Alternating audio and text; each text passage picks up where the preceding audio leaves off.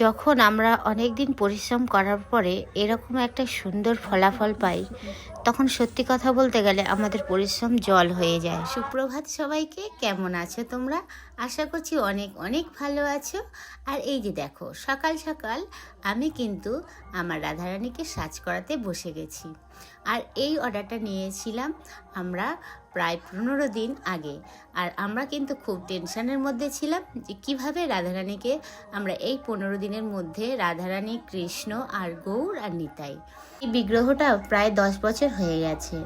তারপরেও কিন্তু ওনারা এই বিগ্রহটা ছাড়তে চাইছে না। আর যেহেতু মাটির বিগ্রহ, আর সেই বিগ্রহটা ওরা চাইছে যে সুন্দর করে প্রপার ড্রেস পরিয়ে সুন্দরভাবে রাধারানীকে সাজিয়ে দিই। তো সেই মতো আমরা এই অর্ডারটা নিয়েছিলাম। যদিও হাতে খুব সময় কম ছিল, কালকে অক্ষয় তৃতীয়া, ওরা বাড়িতে প্রতিষ্ঠা করবে, আর আজকে আমাদের এই কাজটা কমপ্লিট করতে হচ্ছে। আর সত্যি কথা বলতে গেলে রাধারানীর এই শৃঙ্গারগুলো করতে আমরা খুবই খুবই ভালোবাসি। আর তারপরে যদি হয় আমাদের মনের মতন করে, আমরা কিন্তু প্রত্যেকটা জিনিস আমরা কিনে নিয়ে আসি, নিয়ে এসে বাড়িতে তৈরি করে তারপরে পরাই। আর এমনি করে গয়না, এই যেমন হাতের লটকান, এগুলো কিন্তু আমরা কিছু কিছু জিনিস আমরা বাইরে থেকে কিনে আনি। সাজটা কিন্তু আমরা বাড়িতে বসেই তৈরি করি। যেমন অনেক সময় এরকমই হয় যে রাধারানী অনেকটা ছোট সাইজ, কিন্তু সেক্ষেত্রে আমাদের এই কাজগুলো সুন্দর করে বাড়িতে বসে তৈরি করতে হয়। তো রাধারানীর সিঙ্গারটা তো পুরো কমপ্লিট হয়ে গেছে, আর এবার গৌর নিতাইয়ের সিঙ্গার করব।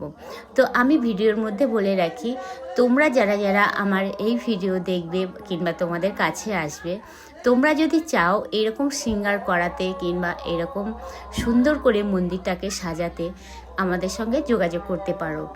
তোমরা কমেন্ট করবে, আর সেই কমেন্টের মাধ্যমে আমরা আবার যোগাযোগ করব। এই যে দেখছো, আমাদের রাধারানীর মুকুটটা তৈরি হচ্ছে।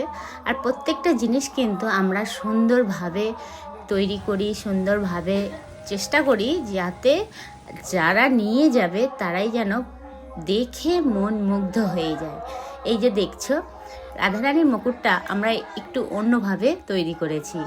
যেহেতু মাঝখানটা যদি আমরা ফাঁকা রাখি, দেখতে কিন্তু খুবই খারাপ লাগবে। আর যেহেতু মাটির যে গহনাগুলো ছিল, সেই গহনাগুলো আমরা গলারটা খুলে দিয়েছি। আর মাথারটা খুলতে গেলে, যেহেতু 10 বছর হয়ে গেছে, আর 10 বছরে বুঝতেই পারছো মাটির গহনা পরালে কীরকম অবস্থা থাকে। তো যাই হোক, সেই অবস্থাগুলো আর বলে উঠতে পারছি না, কারণ হচ্ছে অনেকটা সময় লেগে গেছে এই ঠাকুরগুলো ঠিক করাতে। তো চলো পুরোপুরি প্রপার তোমাদের দেখিয়ে দিই আমাদের রাধাকৃষ্ণ এবং গৌর নিতাই, যেহেতু আজকে ওরা লাস্ট নিতে আসবে।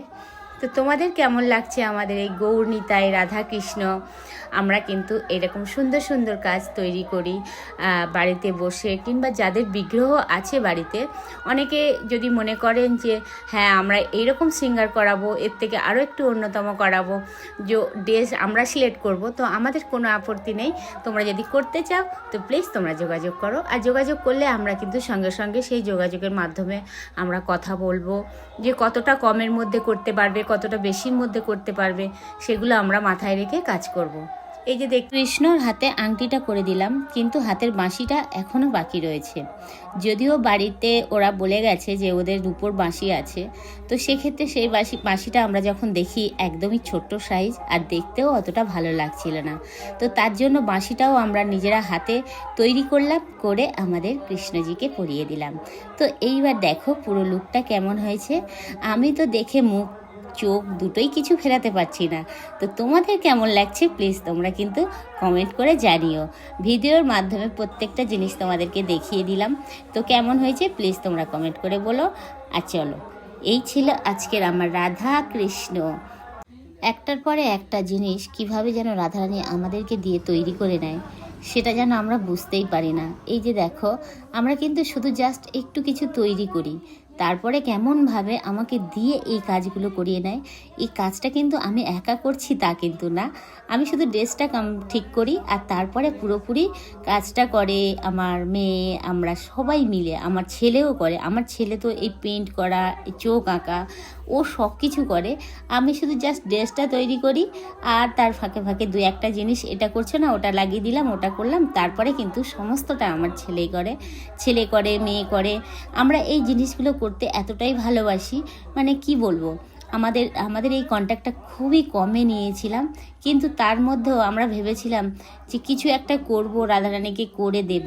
তো সেই আমরা কথাটা মাথায় রেখে যে আমরা প্রত্যেকটা সময় ভগবানের সেবায় লাগবো, এটাই কিন্তু আমাদের কাজ।